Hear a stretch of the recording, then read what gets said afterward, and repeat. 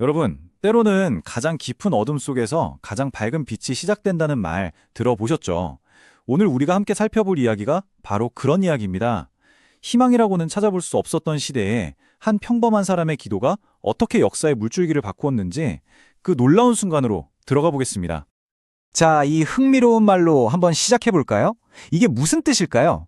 지식이나 이성, 물론 중요하죠. 하지만 그것만으로는 도저히 설명할 수 없는 영혼의 영역이 있다는 뜻 아니겠어요? 오늘 우리가 마주할 시대가 바로 그런 시대입니다. 인간의 지혜로는 답을 찾을 수 없었던 깊은 절망의 시간이었죠. 바로 이 질문이 오늘 이야기의 핵심입니다. 나라 전체가 그리고 영적으로 모든 희망이 꺼져버린 것 같은 그런 상황에서 과연 빛은 어디서부터 시작될 수 있었을까요? 우선 그 시대가 얼마나 어두웠는지부터 제대로 알아볼 필요가 있습니다.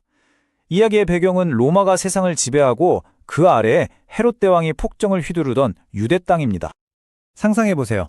마지막 선지자였던 말라기 이후 무려 400년 동안이나 신의 계시가 완전히 끊긴 겁니다. 사람들이 괜히 영적 암흑기라고 부른 게 아니겠죠. 정치적으로는 로마의 억압에 시달리고 영적으로는 신의 침묵 때문에 절망하던 그야말로 캄캄한 어둠의 시대였습니다. 그런데 성경은요, 이런 거대한 역사의 흐름을 보여주는 대신에 카메라를 줌인합니다. 이 칠흑 같은 어둠 속에서 묵묵히 자기 자리를 지키고 있던 두 사람, 바로 사가랴와 엘리사벳에게로 말이죠. 자, 이제 이야기의 주인공들을 만나보시죠. 이들은 사회적으로는 정말 존경받는 사람들이었지만 남들은 모르는 아주 깊은 슬픔을 안고 살아가고 있었습니다.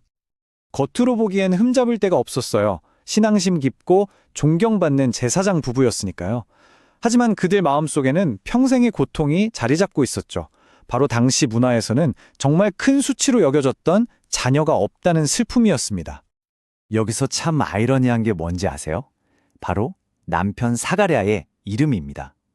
그 이름의 뜻이 여호와께서 기억하신다거든요. 하지만 정작 그의 삶은 마치 신께서 자신을 완전히 잊어버린 것 같은 순간들의 연속이었을 겁니다. 아내 엘리사벳의 이름은 나의 하나님은 나의 맹세이시다 라는 뜻을 가지고 있어요. 이 두 사람의 이름은 그들의 부모가 지어준 깊은 신앙의 고백이었죠. 그리고 정말 놀랍게도 그들은 이름 그대로 아무런 응답이 없는 현실 속에서도 신에 향한 믿음을 단 한 번도 저버리지 않았습니다. 바로 이 지점이 핵심입니다. 아무리 시대가 어둡고 타락해도 하나님은 바로 이렇게 믿음을 지키는 남은 자들을 통해서 일하신다는 거죠. 이 부부의 신실함이 곧 역사를 움직일 아주 작은 씨앗이었습니다. 그리고 마침내 수십 년 동안 이어져 온 이들의 기다림에 거대한 전환점이 찾아옵니다. 그런데 이건 절대 단순한 우연이 아니었습니다. 당시 유대 땅에는 제사장이 약 2만 명이나 있었다고 해요. 엄청난 숫자죠. 이들은 24개의 반으로 나뉘어서 1년에 딱 2번, 일주일씩 성전에서 봉사했습니다.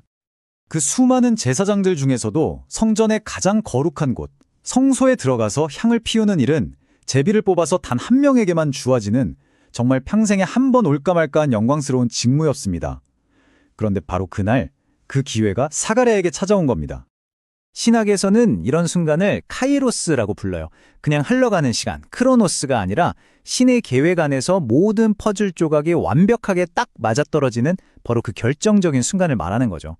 사가랴가 제비를 뽑은 건 단순한 행운이 아니라 하나님의 카이로스였던 겁니다. 한번 상상해 보세요. 사가랴가 성소 안에서 향을 피우는 동안 성전 밖에서는 수많은 백성이 함께 기도하고 있었습니다. 향의 연기가 하늘로 올라가듯이 그들의 기도 역시 신의 보좌로 올라가고 있었던 거죠.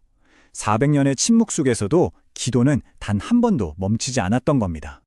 그리고 바로 그 기도의 순간 역사를 뒤흔드는 사건이 일어납니다. 400년의 길고 긴 침묵을 깨는 목소리가 들려온 거죠. 천사가 나타나 사가랴에게 이렇게 말합니다. 너의 간구함이 들렸다. 이 한마디는 그냥 위로의 말이 아니었어요. 한 시대의 끝과 새로운 시대의 시작을 알리는 선언과도 같았습니다. 여기서 들렸다는 말의 원어, 에이세쿠스 때는 정말 특별한 뉘앙스를 가져요. 이건 그냥 소리가 귓가에 스쳤다는 뜻이 아닙니다. 신께서 아주 주의 깊게 온 마음을 다해서 경청하셨다는 의미거든요. 그럼 대체 무엇을 그렇게 경청하셨을까요? 바로 그의 간구함, 원어로는 데에시스입니다. 이건 단순히 개인적인 소원을 비는 기도를 넘어서는 개념이에요. 민족의 구원과 신의 은혜를 구하는 시대 전체의 간절한 외침을 의미하죠. 바로 이 지점이 정말 놀랍습니다. 하나님께서는 사가랴의 기도 하나를 들으시고 두 가지 기도에 동시에 응답하신 거예요. 하나는 제사장으로서 드린 민족 구원을 위한 공적인 기도, 또 하나는 한 남편으로서 평생 드려온 자녀를 위한 사적인 기도, 이 두 가지가 하나로 만난 거죠. 천사는 여기서 멈추지 않고 그 응답의 증거로 태어날 아들의 이름까지 직접 정해줍니다. 그리고 그 이름 안에 모든 메시지가 압축되어 있었습니다. 그 이름은 바로 요한. 히브리어로는 요하난. 그 뜻은 하나님은 은혜로우시다입니다. 기가 막히지 않나요? 400년이라는 기나긴 침묵 끝에 하나님이 내놓으신 첫 번째 대답이 바로 은혜였던 겁니다. 결국 요한의 탄생은 사가랴와 엘리사벳의 평생의 한을 풀어주는 아주 개인적인 사건인 동시에 메시아의 길을 준비하면서 한 민족의 구원 역사를 시작하는 거대한 공적인 사건이 되었습니다. 가장 개인적인 기도의 응답이 가장 역사적인 사건의 시작이 된 셈이죠. 사가랴의 기도는 개인의 소원을 넘어서 시대의 아픔을 끌어안는 데에시스였습니다. 그렇다면 오늘 우리들의 가장 간절한 기도는 어디를 향하고 있을까요? 이 질문을 함께 생각해 보면서 오늘 이야기를 마무리하겠습니다.